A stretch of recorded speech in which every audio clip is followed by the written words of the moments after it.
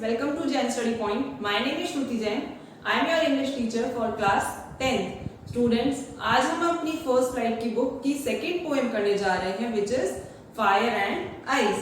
तो इस पोएम के जो पोएट हैं वो हैं रॉबर्ट फ्रॉस्ट, जिन्होंने डस्ट ऑफ स्नो भी लिखी थी, जो आपकी बुक की ही फर्स्ट पोएम है। और उस पोएम में भी आपने देखा होगा कि उन्होंने नेचर को यूज करके पोएम बनाई थी, तो ऐसा ही उन्होंने इस पोएम के अंदर भी किया है। उन्होंने नेचर को यूज करते हुए बहुत अच्छा मीनिंग दिया है।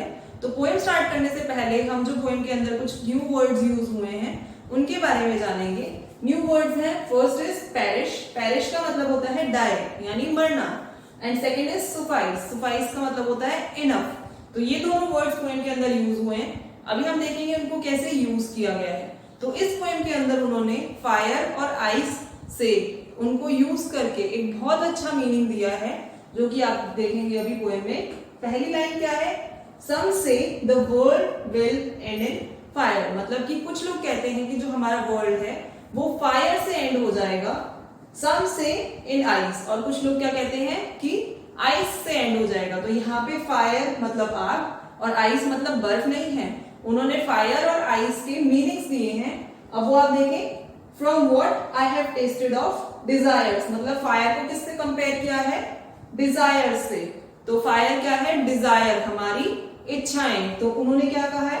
From what I have tested of desires, जितना कि मैंने डिजायर्स के बारे में जाना, I hold with those who favour fire, तो मैं उन लोगों के साथ हूं, यानी उन लोगों के फेवर में हूं जो कहते हैं कि जो हमारा वर्ल्ड है वो फायर से एंड होगा। तो यहां तक उन्होंने हमें फायर के बारे में बताया कि कुछ लोग कह रहे हैं कि वर्ल्ड फायर से एंड होगा, कुछ लोग कह रहे हैं वर्ल्ड आइस से एंड होगा, बट मैं उन लोगों के साथ जाता हूं या उन लोगों का फेवर देता हूं जिन्होंने ये कहा है कि जो वर्ल्ड है वो फायर से एंड होगा, क्योंकि मुझे भी पता है कि फायर का मतलब क्या है? डिजायर। अब आप यहाँ पे एक छोटा सा एग्जाम्पल देखो। हिटलर के बारे में आप सबने पढ़ा होगा। तो हिटलर क्या थे? उनकी क्या इच्छाएं थी? उनकी बहुत बड़ी इच्छाएं थी कि वो पूरी कंट्री पे रूल करें, मतलब पूरे वर्ल्ड पे रूल करें, तो हर एक कंट्री उनके होल्ड में हो। तो क्या थी ये? उनकी डिजायर थी, बट क्या थी? बुरी डिजायर्स थी, मतलब बैड थी। तो उससे वर्ल्ड एंड करने की सोची उन्होंने, वॉर्स फैलाए, तो वॉर्स किए, वॉर्स से हमारा वर्ल्ड एंड हुआ। तो ये अच्छी आदत नहीं थी। तो सम से the world will and in fire, तो ये उनका बेस्ट एग्जांपल है कि उनकी वजह से, उनकी डिजायर्स की वजह से जो हमारा वर्ल्ड था उसमें वॉर हुए और हमारा वर्ल्ड में बहुत सारी डिस्ट्रक्शंस आई। अब नेक्स्ट देखेंगे, but if it had to perish twice, लेकिन अगर दो बार मरने की बात आए, तो अगर वर्ल्ड को दो बार खत्म होना है, I think I know enough of hate, तो मेरा मानना ये है कि लोगों में हेट बहुत ज्यादा है, इनफ है दो बार खत्म करने के लिए।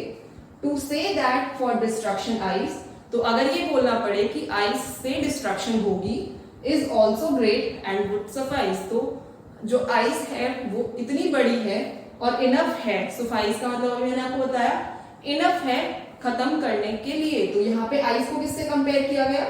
हेट यानी हेट्रेड। तो अब आपने देखा फायर को किससे कंपेयर किया? डिजायर से, और आइस को किससे कंपेयर किया? हेट से। अब यहाँ पे भी आप एक एग्जांपल ले सकते हो कि लोगों के अंदर कितनी हेट है किसी चीज को लेकर। कोई और वॉर का एग्जांपल ले लो। तो अब अगर वॉर हो रहा है तो हम अब जिसको मार रहे हैं उसके लिए हेट्रेड है, तभी तो मार रहे हैं। तो हम अगर दो बार देखें, लोगों में इतनी हेट आ जाएगी कि वो भी वर्ल्ड को एंड ही करेगी। तो जो आप डिजायर्स के बारे में देखो, चाहे आप हेट्रेड के बारे में देखो, दोनों से क्या हो रहा है? एंड तो वर्ल्ड ही हो रहा है, नुकसान तो हमारा ही हो रहा है, लोग तो हमारे ही कम हो रहे हैं। तो दोनों ही चीज से नुकसान हमारा ही है, चाहे वो फायर हो चाहे वो आइस हो। बट पोएट किसके फेवर में जा रहा है? यहाँ पे अगर देखें तो उसने बोला है कि मैं सिर्फ होल्ड लेता हूँ और उनका भी फेवर करता हूँ जो फायर के बारे में बोल रहे हैं। लेकिन अगर दो बार की बात की जाए, यानी वर्ल्ड को अगर दो बार खत्म होना है, तो आइस ज्यादा इनफ है, यानी ज्यादा बड़ी है डिस्ट्रक्शन करने के लिए। तो यहाँ पे हमारी ये पोएम का पूरा मीनिंग आ गया कि चाहे डिजायर्स की बात हो चाहे आइस की बात हो, दोनों ही चीजों से एंड ही होगा, कोई चीज भी सेव करने के लिए नहीं है।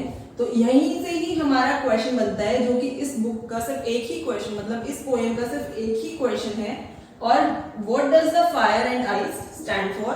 तो अभी मैंने आपको बताया fire stands for desires and ice stands for hatred. तो अब इसको एक्सप्लेन करना है, तो जैसे मैंने आपको अभी एग्जांपल्स दिए हिटलर के, वर्ल्ड वॉर के, तो आप वो एग्जांपल्स को यूज करके इन दोनों को एक्सप्लेन कर सकते हो। आजकल लोगों में नफरत इतनी बढ़ गई है, तो उन नफरत यानी उस हेट्रेड का एग्जांपल देकर आप आइस को एक्सप्लेन कर सकते हो। और डिजायर आप अपनी भी ले सकते हो यहाँ पे, कि आपकी डिजायर है, अगर आपको कुछ चाहिए तो आप अपने पेरेंट्स से गुस्सा हो जाते हो, उनसे जिद करते हो कुछ मांगने की। सपोज फोन का एग्जांपल ले लो, तो वहां पे आपकी वो डिजायर ही तो है, उसके लिए आप खाना छोड़ देते हो, अपनी स्टडीज में लैक करते हो, कॉन्फिडेंस छोड़ देते हो, अपना कंसंट्रेशन हटा देते हो पढ़ाई से। तो वो क्या है? आपकी डिजायर, बुरी डिजायर, मतलब बुरी इच्छा थी आपकी, और उसकी वजह से नुकसान किसका हुआ? सिर्फ आपका।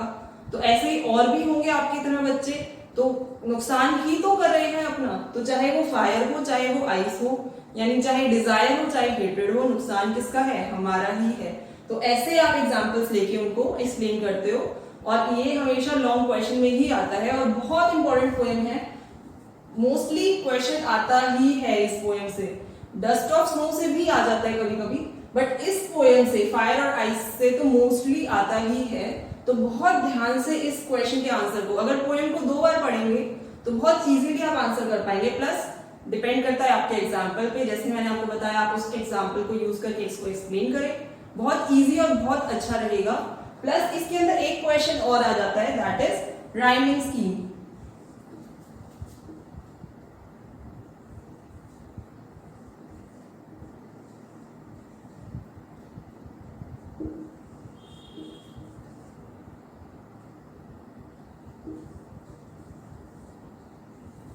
राइमिंग स्कीम को हम कैसे एक्सप्लेन करेंगे स्टूडेंट्स?